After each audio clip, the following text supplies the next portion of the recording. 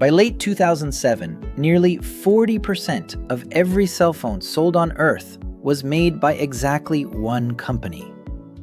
And then they completely vanished from your pocket. But here is the weird part about that collapse. That company didn't actually go bankrupt, and they didn't die.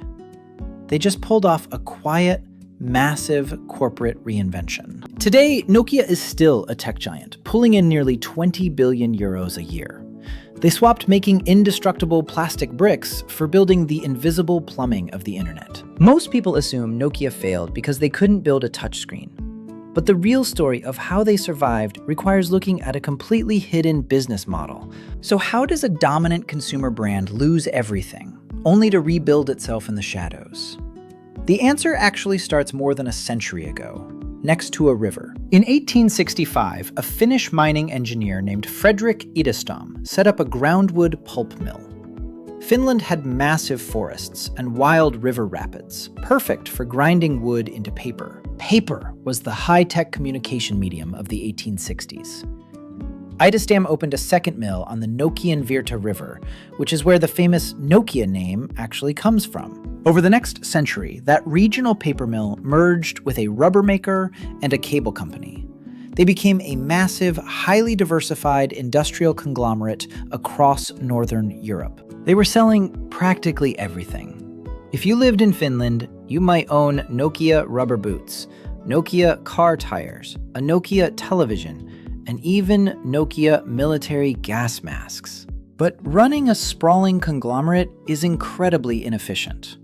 By 1992, a new CEO named Jorma Ollila looked at this messy catalog and made a completely wild financial bet. He decided to systematically sell off the rubber, the paper, and the cables entirely. He wanted the company to focus all its capital on exactly one thing: telecommunications. It was a massive existential risk for the company, but it perfectly timed the rollout of new digital cellular networks spreading rapidly across Europe at the time. They launched the Nokia 1011, the first mass-market digital mobile phone. It cost the equivalent of several $1,000s today, but they understood something their competitors missed entirely. Nokia realized cell phones weren't just clunky business tools for wealthy executives. They were everyday consumer fashion. They designed their phones to be highly personal and incredibly durable. They introduced custom colorful covers, built-in games like Snake, and ringtones that became iconic. A mobile phone suddenly became something a teenager could proudly show off at school. By 1998, they officially overtook Motorola as the world's top handset maker.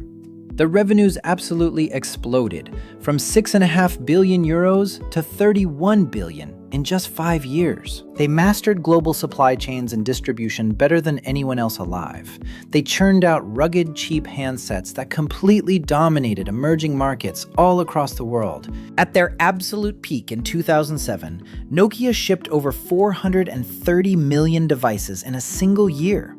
Their annual net sales topped 51 billion euros. They had finally hit their long-time corporate target, capturing nearly 40% of the global handset market. They were the undisputed king of consumer electronics, seemingly invincible. But hardware dominance breeds complacency. That exact same year, Apple launched the first iPhone, and Google quickly followed with the Android operating system. The entire game changed overnight. This wasn't just a new, sleek phone model. It was a total structural shift. Nokia competed on selling hardware volume, but Apple and Google competed on software ecosystems. A smartphone without a vibrant app store suddenly became like a beautiful house with no doors. Consumers didn't just want durable plastic, they wanted a computer in their pocket. Nokia's aging operating system, called Symbian, fell wildly behind. But surprisingly, the failure wasn't just about bad technology. It was deeply rooted in the company's internal corporate culture. Academic researchers later found that a culture of shared fear crippled the company. Middle managers were absolutely terrified to tell executives just how badly their software was failing. Nobody wanted to deliver the bad news, so the executives assumed everything was fine. By the time leadership realized the ecosystem war was lost, their market share was cratering. Between 2007 and 2013, the company's valuation suffered a catastrophic collapse. A business once worth over $150 billion plummeted to roughly $19 billion. In early 2011, their new CEO, Stephen Elop, sent a famous, brutal internal memo. He told employees they were standing on a burning platform, and they had to jump immediately. They made a desperate final leap, betting their entire smartphone future on Microsoft's Windows software. Despite some beautifully designed hardware, they never attracted enough app developers to survive. By late 2013, Nokia completely surrendered the consumer market. They announced the sale of their legendary phone business to Microsoft for roughly 5.4 billion euros. The undisputed king of mobile hardware was officially out. Most casual observers think the story ends right there, assuming the brand simply faded away into nostalgic history. But Nokia still held two incredibly valuable assets that Microsoft didn't buy, and they used those specific assets to quietly construct an entirely different, highly profitable business model. First, they kept their vast portfolio of patents. Every time Nokia engineers invented a piece of the baseline cellular standard over the decades, they legally protected that intellectual property. This created an incredible financial toll bridge. Because their technology is mathematically essential to modern networks, basically every smartphone manufacturer alive has to pay Nokia a royalty fee. Today, they hold roughly 26,000 distinct patent families. Even giants like Apple and Samsung cut massive checks to Nokia just to legally build their own modern smartphones. That patent licensing arm pulls in around 1.5 billion euros every single year. Because it's pure intellectual property, the operating margins sit at roughly 70%. It is an invisible cash machine. They don't have to manufacture any glass or plastic to make that money. They simply license the foundational math of cellular communication. Second, they kept their commercial network equipment unit. Instead of selling small phones to you and me, they started selling massive cellular towers to telecom operators directly. To survive an infrastructure against massive rivals like Huawei and Ericsson, Nokia went on a shopping spree. In 2013, they spent 1.7 billion euros buying out Siemens. Then, in 2016, they finalized a massive 15 billion euro buyout of rival Alcatel-Lucent. That deal gave them massive global scale and brought Bell Labs under their control. You might be wondering about the Nokia smartphones you still occasionally see in stores. Those are actually made by a completely separate company who simply licensed the brand name. The actual Nokia Corporation is strictly business to business today. They build the optical fibers, the radio antennas, and the core routing hardware that physically makes your 5G connection possible. But selling telecommunications infrastructure is a brutal, capital-intensive game. You are constantly fighting for massive, multi-year contracts with a handful of telecom operators who hold all the pricing leverage. Nokia stumbled badly in the early days of 5G due to costly chipset delays. Their early products were simply uncompetitive, and it damaged their reputation with major global operators. To correct their margins and survive the delays, the company enacted massive layoffs. Between 2018 and the end of 2024, they quietly cut nearly 27,000 jobs worldwide. Just as they were recovering, the ultimate gut punch landed in late 2023.